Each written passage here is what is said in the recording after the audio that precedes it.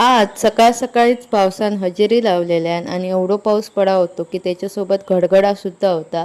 तर सध्या सगळ्यांचे श्रावण चालू असत आणि आमच्या घरात माझी मम्मी सोडली तर आमचं कोणाचं श्रावण नसता.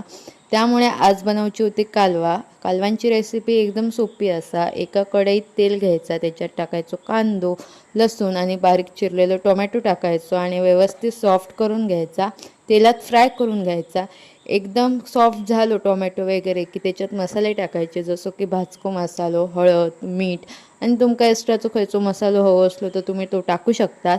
आणि ह्याची मस्तपैकी एक ग्रेव्ही तयार करून घ्यायची. त्याच्यानंतर टाकायची कालवा. कालवा शिजूसाठी अजिबात पाणी टाकायचं नाही, कारण कालवांका पाणी सुटतं आणि ती वाफेवरच व्यवस्थित शिजतात. आणि ही शिजत असताना पाणी सुटल्यावर त्याच्यात टाकायची कोकमा आणि एकदम लास्टला म्हणजे कालवा व्यवस्थित शिजल्याच्या नंतर टाकायचा खोबरा आणि हवी असली तर कोथिंबीरसुद्धा टाकू शकतात.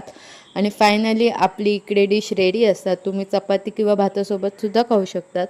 तर रेसिपी आवडली असतात तर लाईक करा आणि आपल्या चॅनलला सबस्क्राईब करूया. भेटूया नेक्स्ट व्लॉगमध्ये. तोपर्यंत बाय.